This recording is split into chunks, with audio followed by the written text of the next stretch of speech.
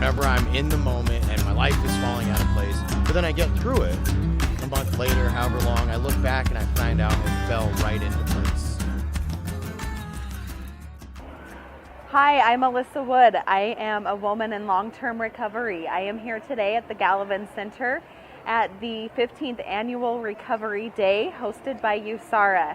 Today we will be interviewing and meeting with lots of individuals in the thriving recovery community here in Salt Lake City, which I am personally very proud to be a part of myself. We'll be just interviewing people sharing their personal stories, trials, struggles, and inspirations of recovery.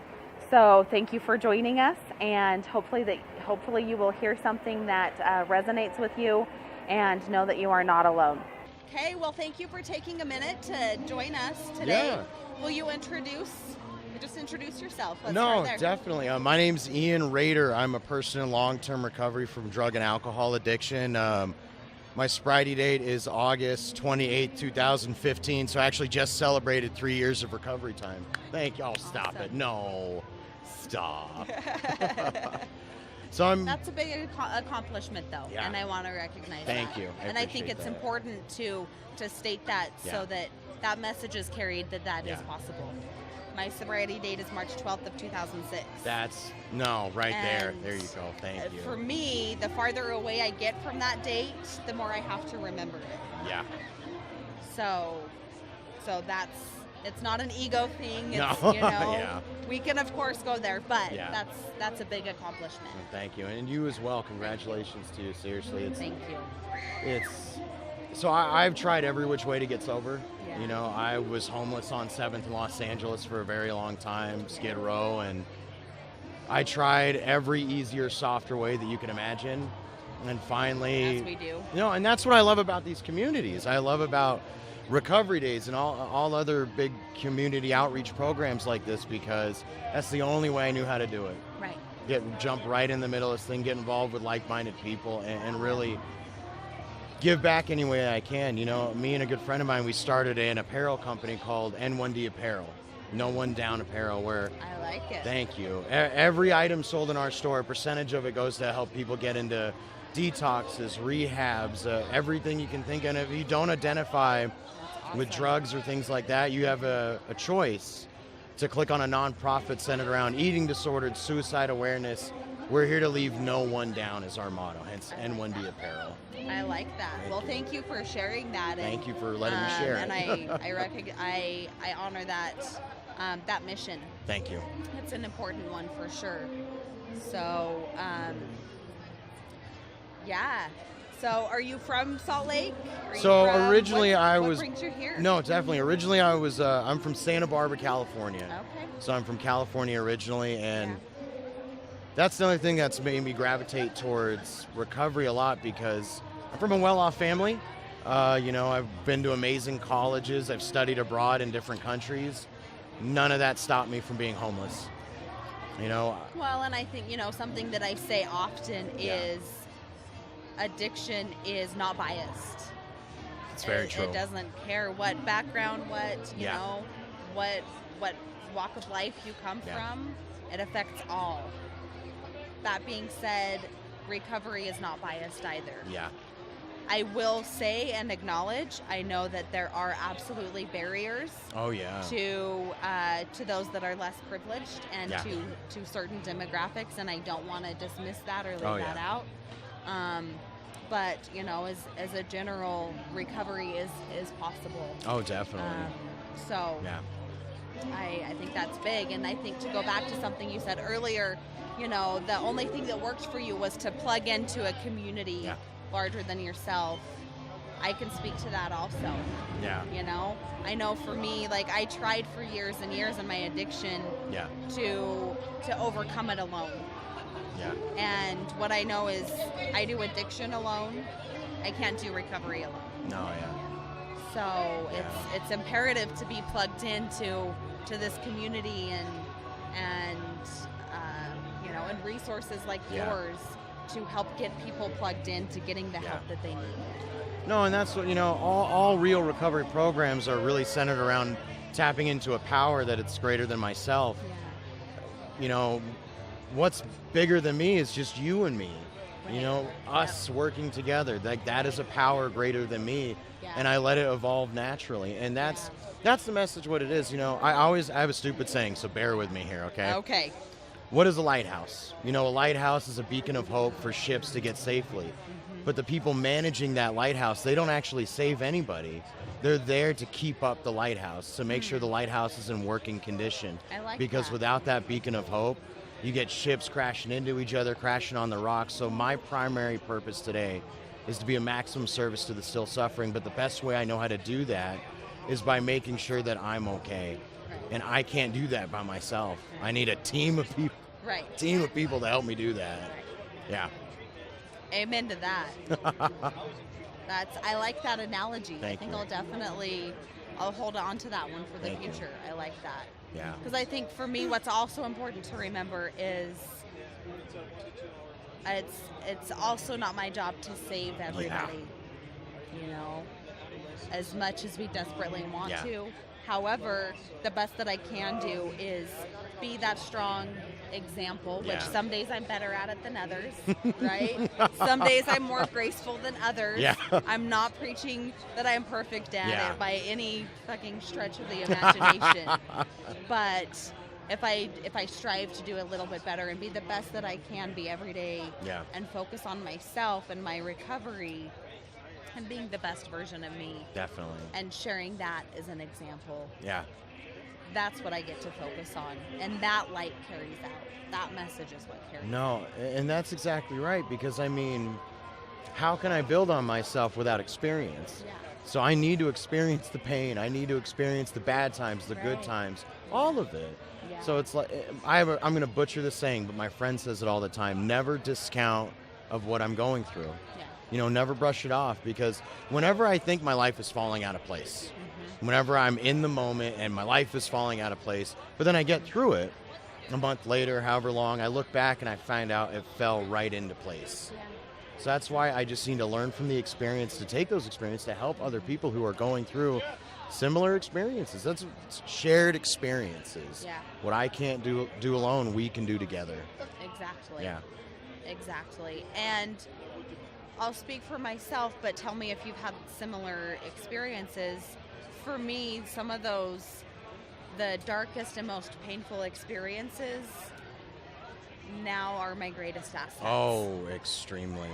Right? Because that is what gives me the strength and the ability to shine that light and to reach out to someone who's still suffering, or to someone who's in it. Exactly. No. And that truly is, as much as I couldn't imagine it at the time, that absolutely is my greatest gift today. Oh yeah. No, definitely. I mean, if you would have told me that me smoking crack would have been of use to someone, or drinking myself into oblivion, whatever it may be, I would have thought you were crazy. But truly today, my past is my greatest asset, because I'm put in a really unique position. The position of helping people that normal people, quote unquote normal, are unwilling or unable to help. So that's what it's all about, you know? And especially being able to go up and tell someone like, oh, yeah, I've been homeless. My family hated me. My friends didn't want to talk to me. Even my crazy friends didn't want to talk to me. And a man or a friend jumped into that hole with me and showed me how to get out. And now I think it's my job, my duty, to jump in those holes and show people how I got out. Yep. I'm not here to tell anyone how to live their life. Right. I'm here to show people there is a different way. Right.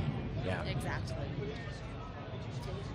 If you could tell someone still suffering one thing that they could hold on to, what would that be? There's so much, but if I could choose one thing, just don't give up, you know, no matter what.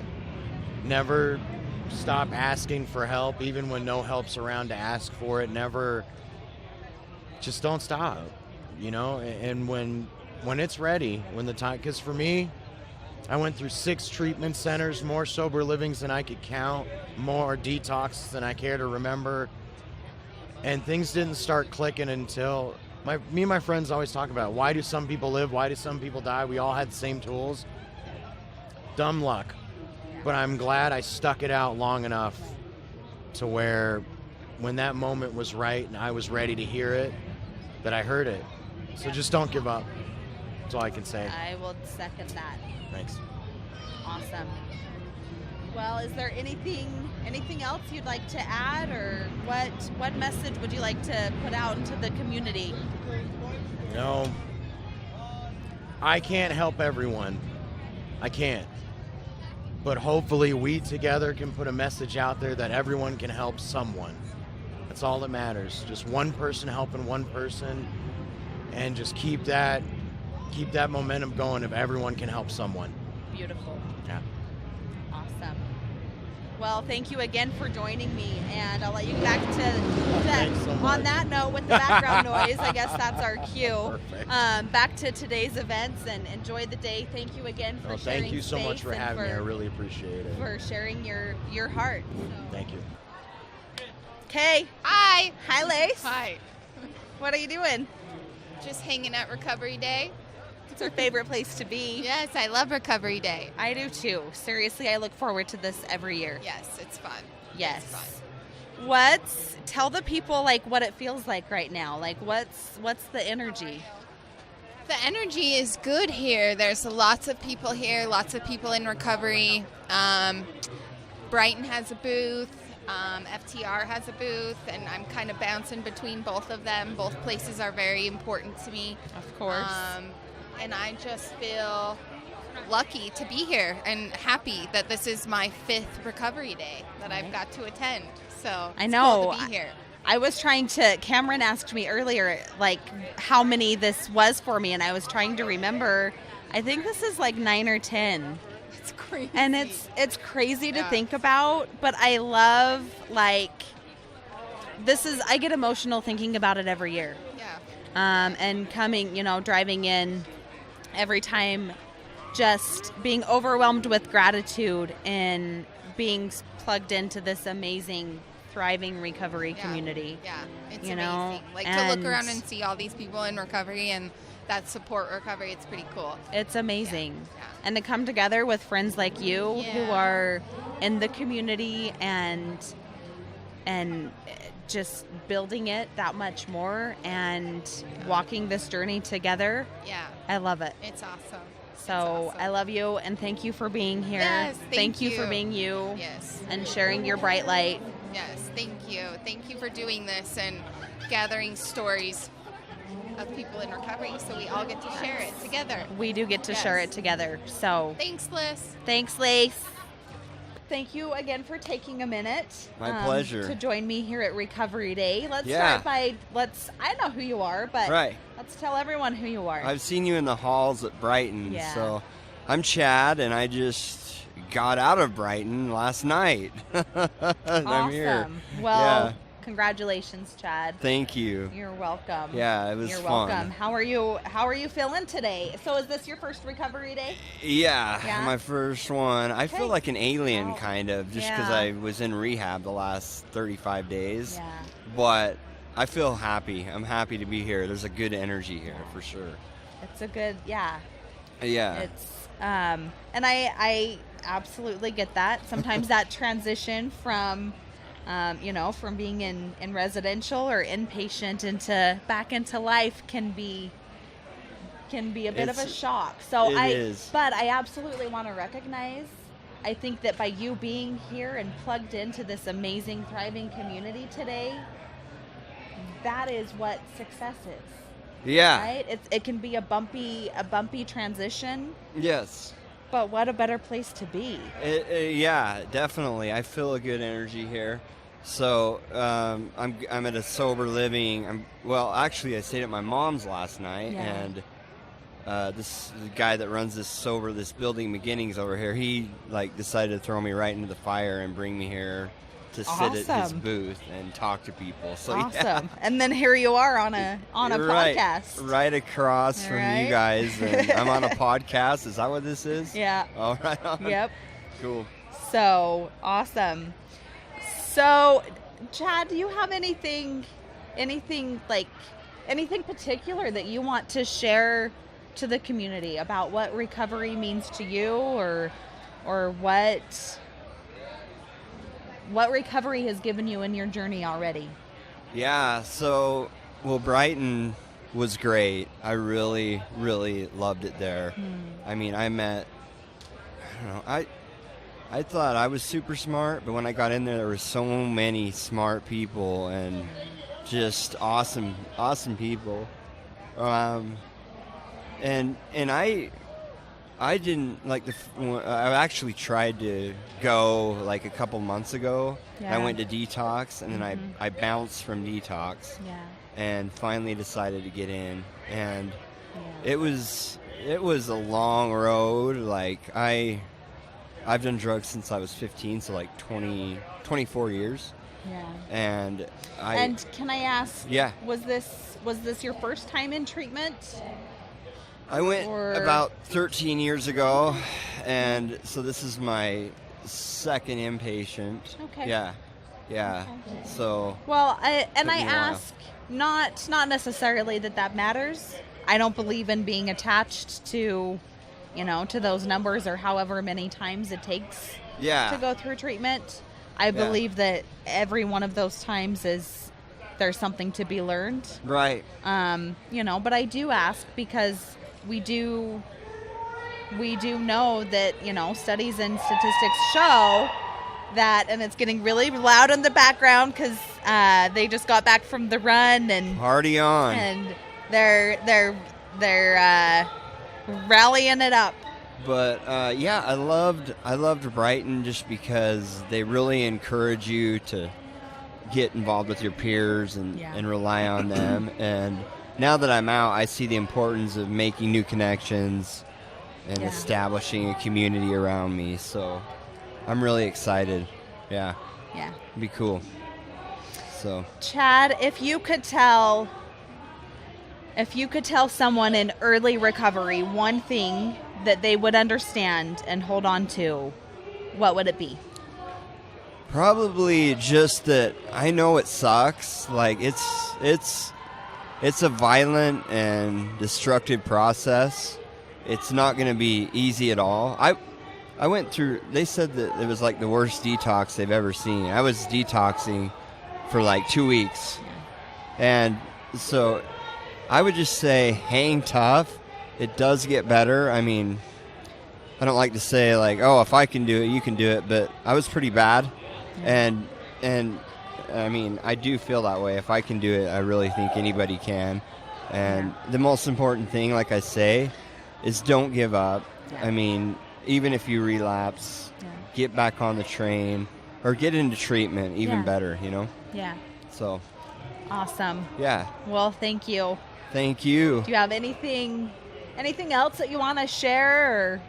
Just that, I love Brighton. You guys, if you're looking for a recovery center, they handle it all. It's literally, you're in groups for all day, and they're all pertinent. They're all wonderful, and I really, really loved my time there. I'm grateful for everything they gave me, and I'm ready to go. Yeah. Awesome. Well, Chad, again, thank you for your time. Thank you. Thank you for sharing your heart and being here, and just stay plugged into this amazing community. Okay, I will. I'll take your advice on that. Thank you so much. Awesome. Thank you so much. Right on. Thank you. So I'm Tessa. I'm a registered dietitian, and I'm working at Fit to Recover with the Food to Recover program. And how did you get involved with the Fit to Recover program? So the founder, Ian, is my big brother, and I have watched his journey through recovery. And when he started Fit to Recover, I immediately felt that we can't talk about fitness without talking about food. And I think food is such an important part of recovery and daily life. And so I wanted to team up with him and provide another outlet for recovery. So what's your personal passion around the food and nutrition, and where's that coming from?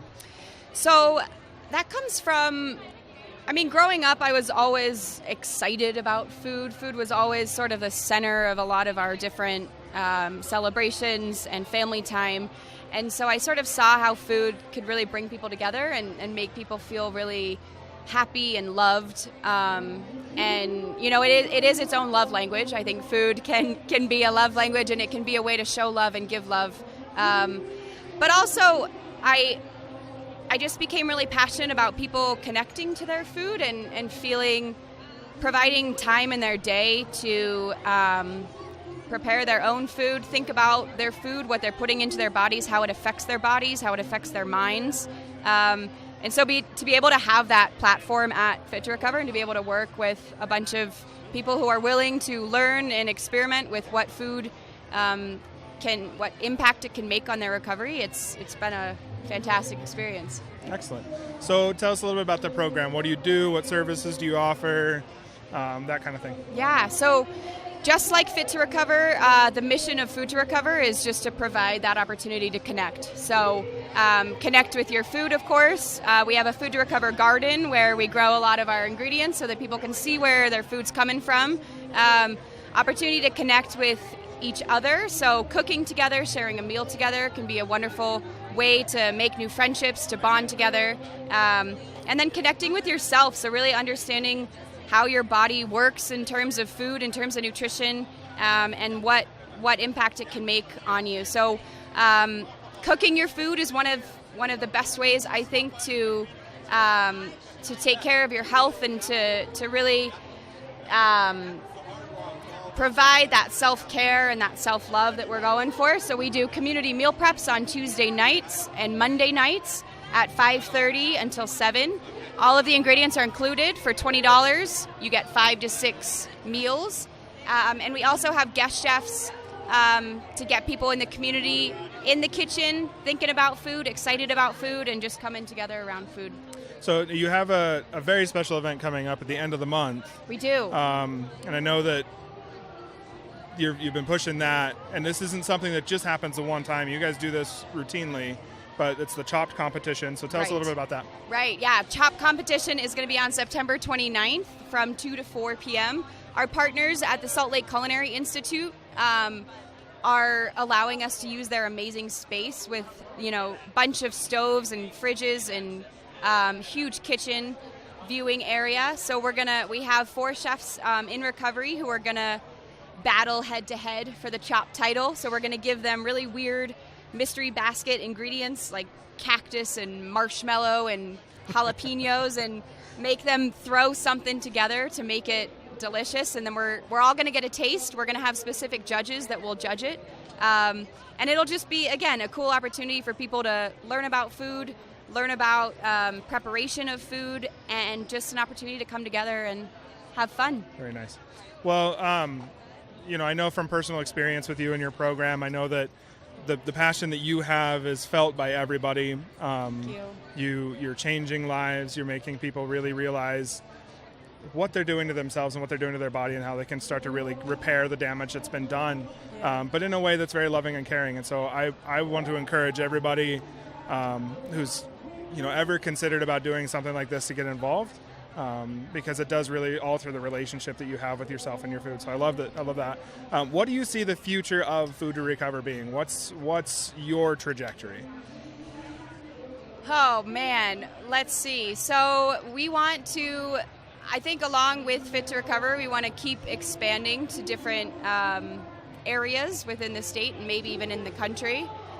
There's this idea of a food truck being kicked which around. Which is an excellent idea, by the way. Which Will sort of planted that seed, and I'm trying to help make it grow. Shout out to Will for that. And yeah, just increasing our reach, trying to get as many people as we can in the kitchen, and just seeing how they can continue to connect with their food and with each other through food. So. And you also incorporate service a lot too into what you do as well, right? With the what was it, the jar thing you did?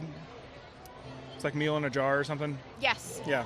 Yes. No, but those are also for people to take home. So okay. That's kind of can be a little confusing. Community meal prep sounds like we're making it for the community, and while we will do that at some point, it's actually for everyone to take home and eat themselves. Okay. So, but Fit to Recover does have our own service outreaches, and this month also on September 15th, we are doing a food-related outreach at Wasatch Community Gardens. So we're going to do a farm fit event there, help them around the garden, being around beautiful food, but also getting fit at the same time. So that is September 15th at 9 a.m. at Wasatch Community Gardens.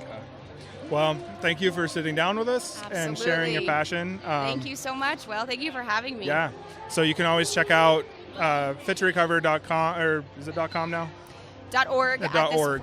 Or .com works as well. Okay. And all of our Food to Recover events are on Fit to Recover's website. They're also on Fit to Recover's Facebook events page. Okay. So you do need to sign up for the community meal prep so that we can know how many portions we will be providing.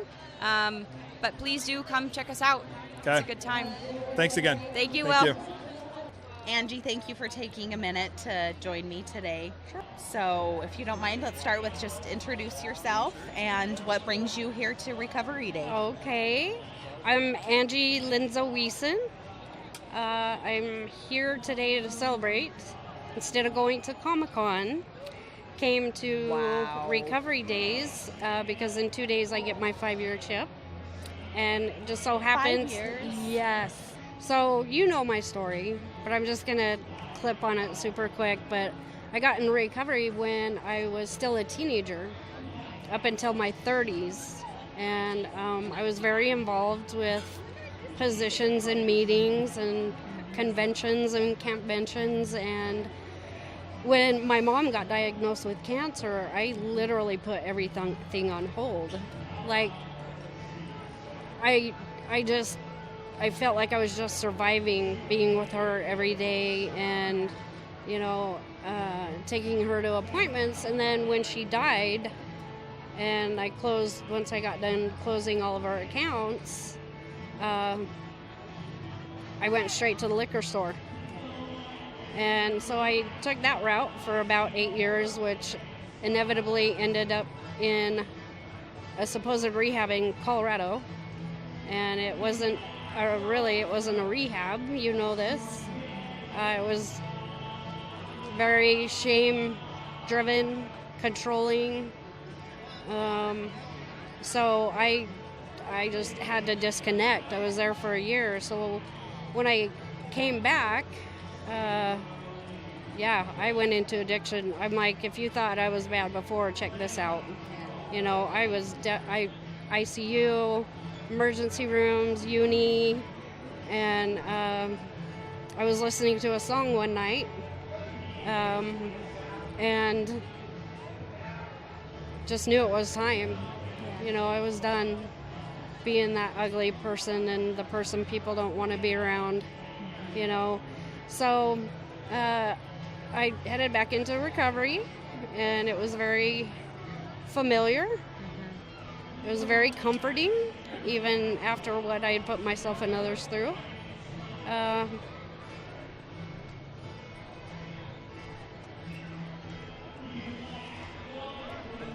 It took a lot.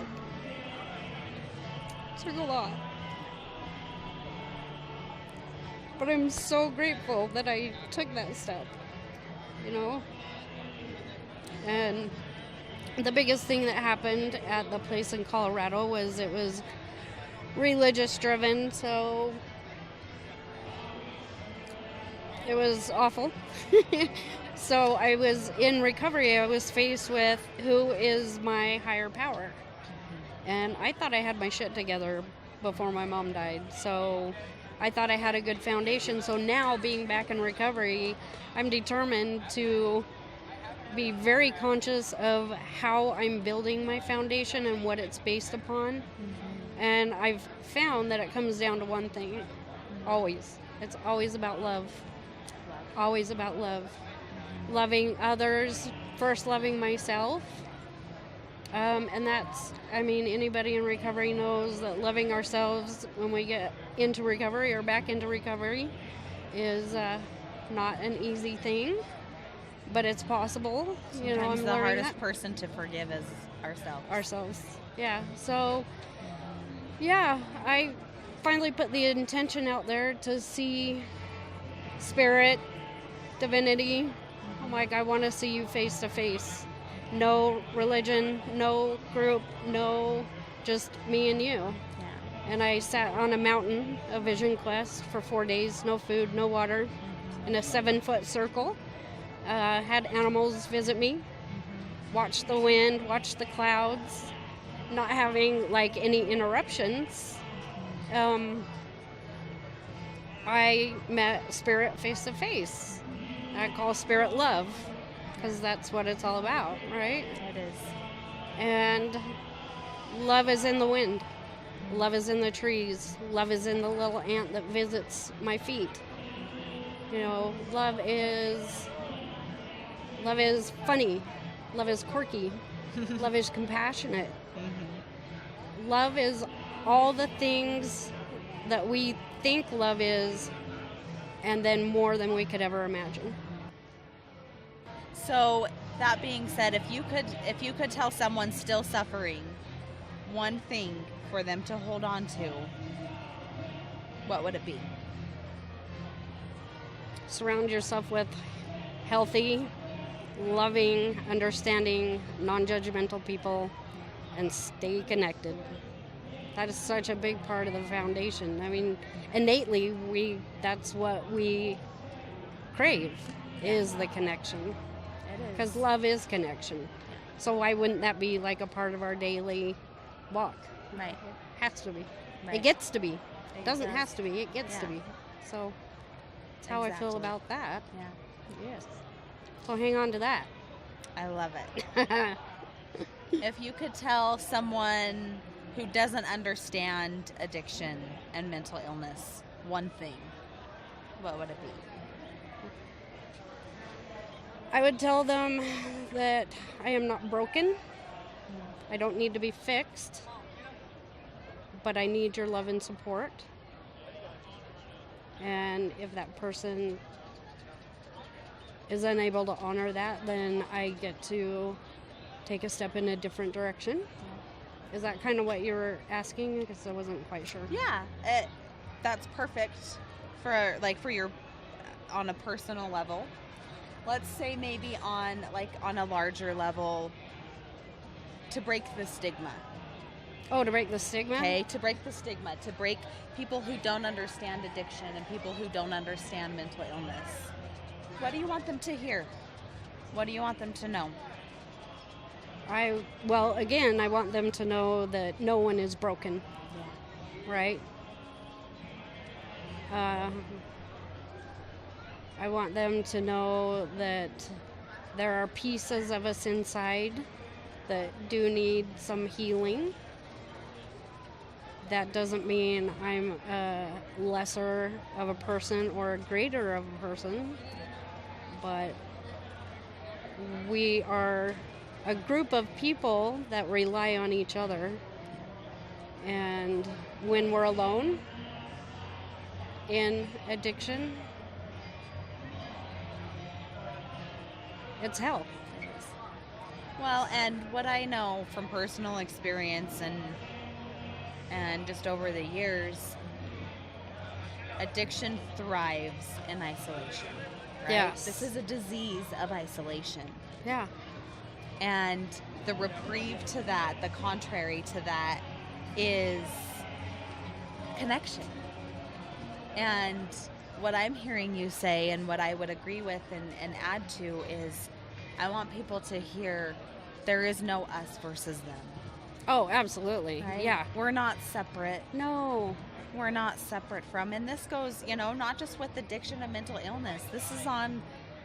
We could go on and on about many social problems in our world today, but Yes. we won't go there. But it's not about separation. We all bleed the same. We all breathe the same. Right. We all need love. Right. The same. Nicely said, Alyssa. I love that. Thank you. Because it's very true. It's very true. I think that's a big problem in the world, is all the us versus them. Yeah. But yeah, absolutely, addiction, mental illness, it's... Yeah.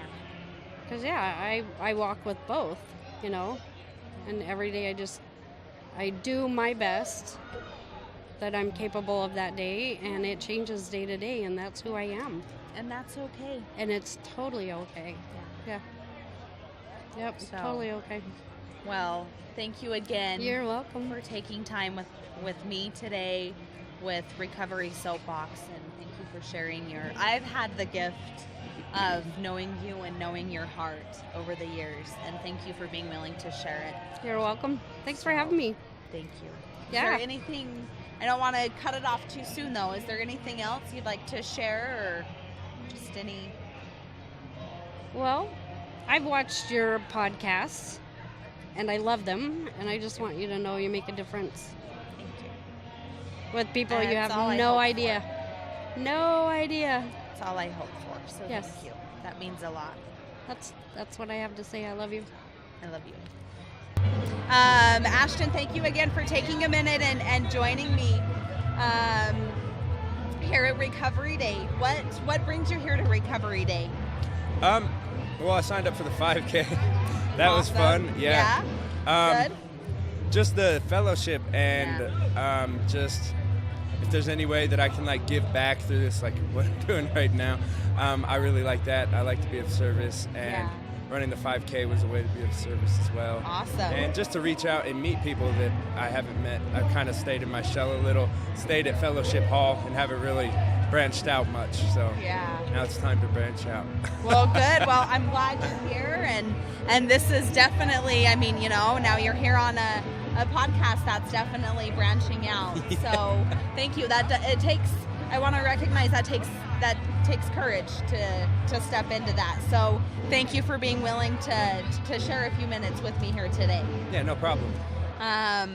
So what would you like people to hear or to understand about addiction and about recovery?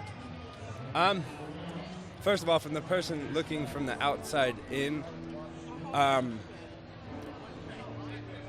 we're no different than you are. We are all human.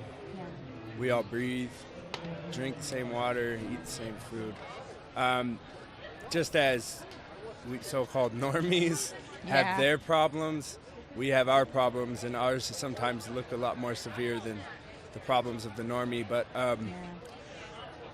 they're still problems. It doesn't make us any less human. It actually makes us more human, because humans are imperfect beings. So from the outside looking in, just try not to judge us, and just know that we all have good in our hearts. We just have to be, instead of treating us with hatred and ostracizing us, treat us with love, and you'll see that happiness, the genuine happiness, come out of us, and we'll treat you with love back. So, and then for the addict out there still suffering, it's never too late. Doesn't matter how old you are, how young you are.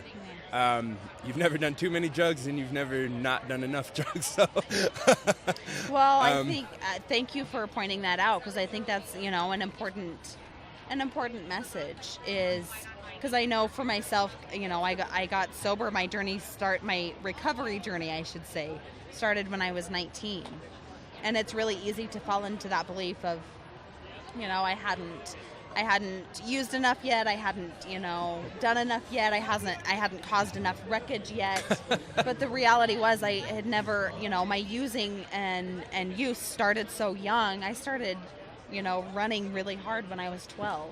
Oh, wow. So I started young enough. Like, I had never obtained anything of worth to lose. Yeah. Right. So, but there's always those excuses of, well, it's too late for me, or I'm not done yet, or this or that. And to hear you say, and I wholeheartedly agree, it doesn't matter. It doesn't matter, no. It doesn't matter. So. Yeah, 27 years old. It's pretty similar. I hit pretty hardcore drinking when I was like 13, and then it turned into meth when I was like 25. Ended up going to jail in Vegas, and found God, reconnected with God in there, found NA, and then I moved back here. But the other thing, like, to the addict that's on the fritz, like, not sure if they want to recover or not sure if this is for them, you have to make a decision to surrender. Yeah. If you're not going to surrender, then go back out and hit your bottom, because if you haven't hit your bottom yet, then it's not time. But like I said, everybody's bottom's different. So if you've only drank 10 shots in your life, you think you're an alcoholic, our arms are open to you. Come recover with us. If you've drank 5,000 shots in one day for 10 years straight, our arms are open to you too. It doesn't matter. There's a guy in my home group who's 97 years old. He didn't get sober until he was 70. So wow, he's got 27 years of sobriety. So that's amazing. It's never too late. Yeah, it's never too late. One of for me, if I could tell someone still suffering one thing, it would be never, ever, ever give up. Exactly. Just never give up. Exactly. And yeah, so I'll ask you the same question, I guess. If you could tell, the person still suffering one thing, what would it be? What would you want them to hear? Very similar, yeah. Never give up, but never be afraid to reach out either. Just because you're high doesn't mean you can't call me. Like, I'll talk to high, drunk people. I don't care. Like, if you're too belligerent or whatever, I'll tell you, hey, call me tomorrow. I don't like being cussed out by people. But yeah, never be scared to reach out. It's huge. If you keep your mouth shut, then your secrets grow. If you voice them, then they die. So, and secrets and resentments are what kills us. Typically, we keep our resentments secret. So, if you can bring it to the light, then you can recover. Yeah. Awesome. Well, Ashton, again, I know it's a busy day. There's a lot going on, so I'll let you get to all the events. But thank you again. It means a lot. Thank you. It's been a pleasure to get to know you a little bit. So yeah, thank you. You as well. Thank you. Thank you.